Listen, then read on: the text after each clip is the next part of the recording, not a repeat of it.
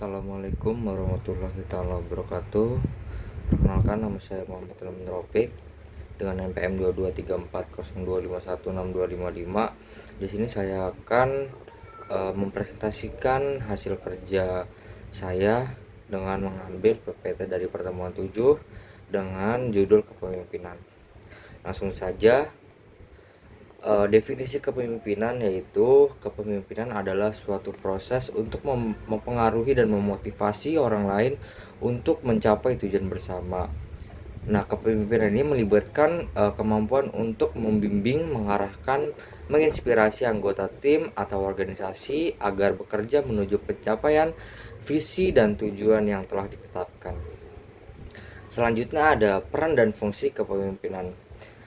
Peran dan fungsi kepemimpinan yaitu ada visi dan arahan.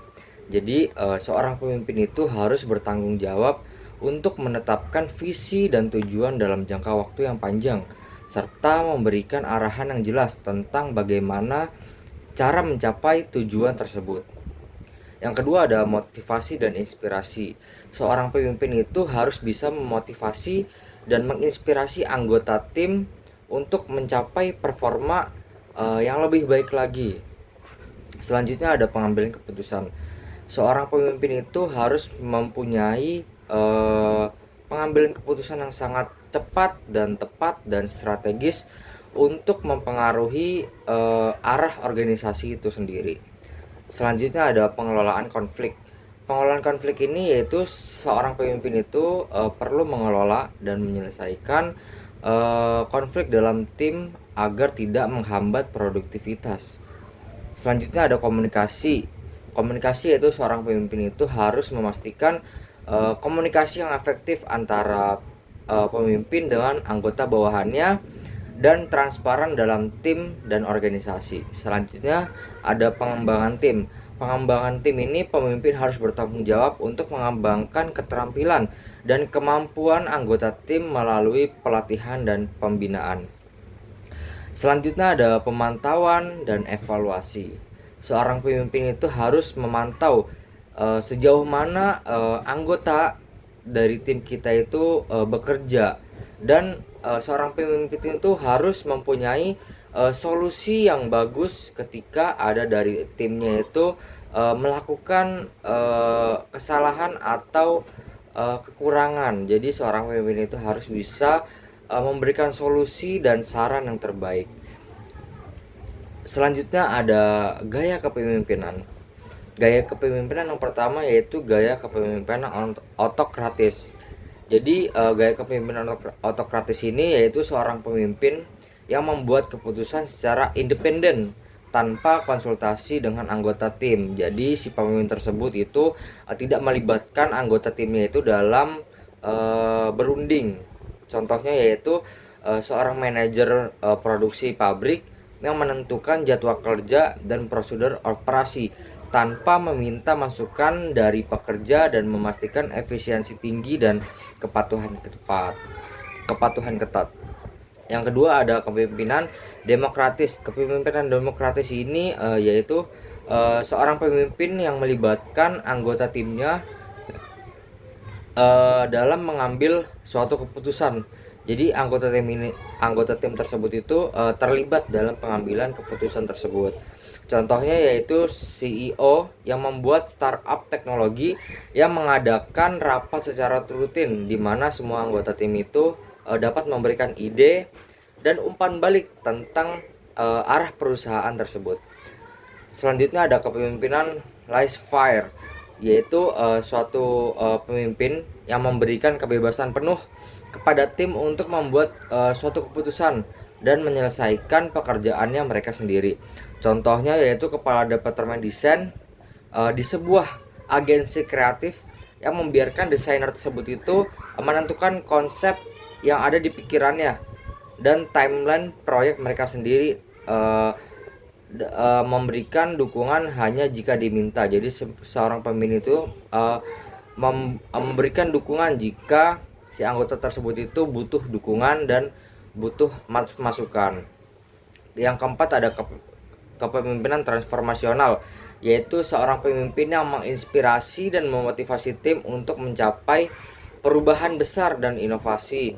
Contohnya yaitu seorang direktur sekolah yang memperkenalkan teknologi pendidikan baru untuk meningkatkan proses belajar mengajar dan menginspirasi guru serta siswa untuk mengadopsi metode pembelajaran modern.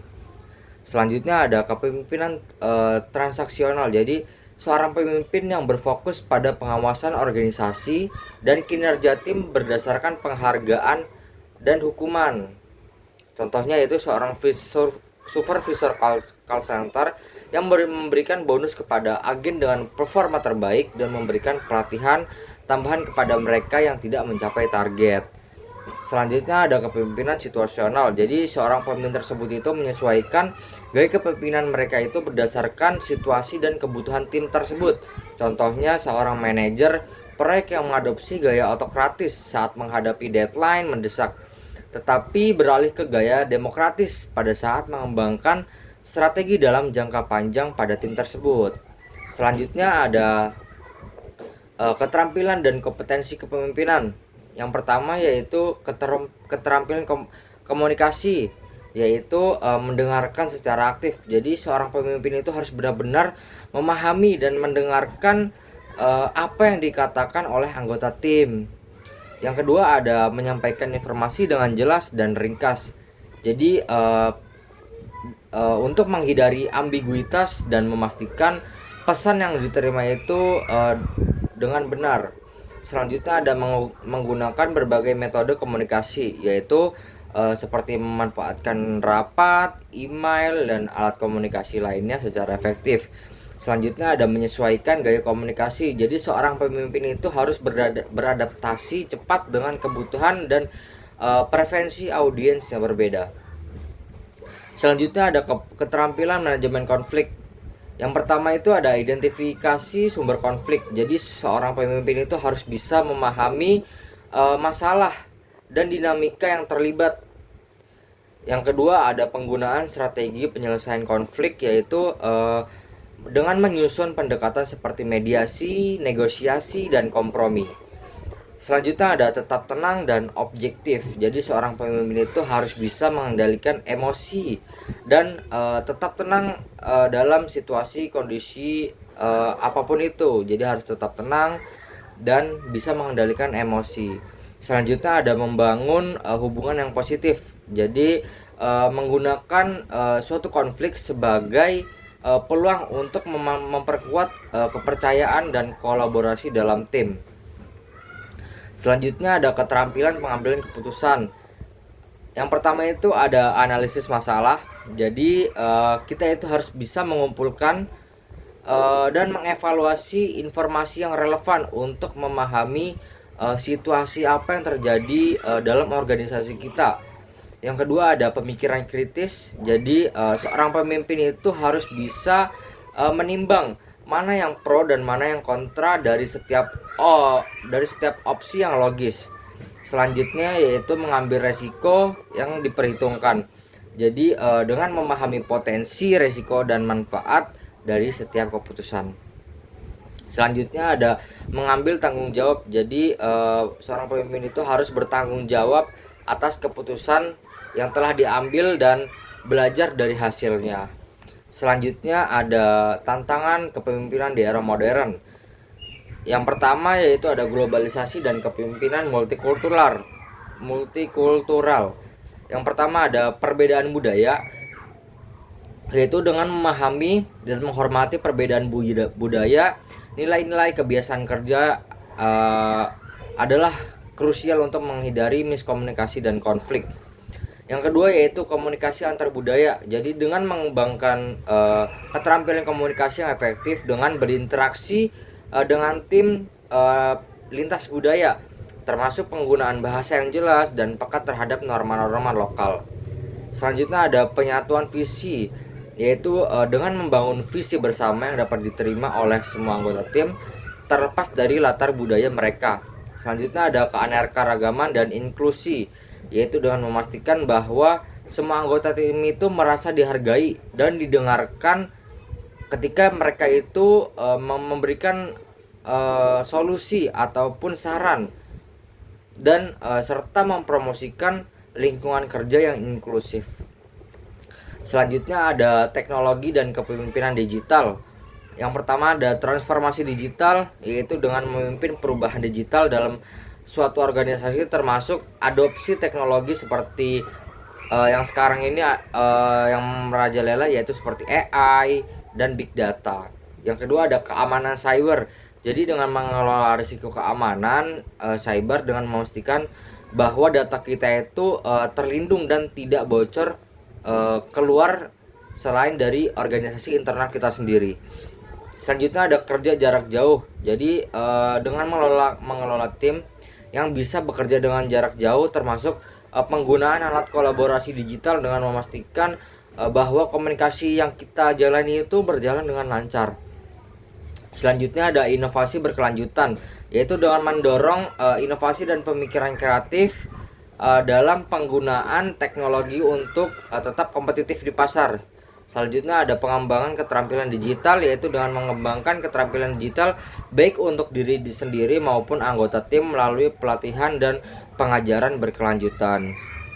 Kesimpulan yang dari yang sudah saya paparkan, yaitu jadi kepemimpinan adalah suatu proses yang penting untuk melibatkan, mempengaruhi, dan membimbing orang lain untuk mencapai tujuan bersama.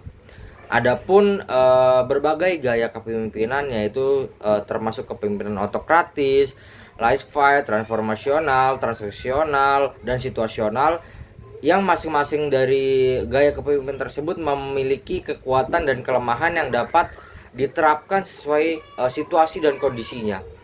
Terus keterampilan komunikasi, yaitu manajemen konflik dan pengambilan keputusan, adalah kompetensi kunci yang harus dimiliki oleh suatu pemimpin untuk memimpin tim mereka. Dan juga di era modern saat ini banyak tantangan kepemimpinan semakin kompleks dengan adanya globalisasi dan teknologi digital yang menuntut seorang pemimpin itu harus memiliki kemampuan yang bisa beradaptasi cepat dan tinggi dengan apa yang mereka alami, dan bisa mempunyai keterampilan untuk mengelola keragaman budaya dan perubahan teknologi, dan juga pemahaman yang mendalam tentang berbagai aspek kepemimpinan dan kemampuan untuk menerapkannya secara fleksibel dan inovatif sangat penting bagi keberhasilan pemimpin dalam menghadapi dinamika lingkungan bisnis yang terus berkembang. Sekian presentasi dari saya. Wassalamualaikum warahmatullahi wabarakatuh.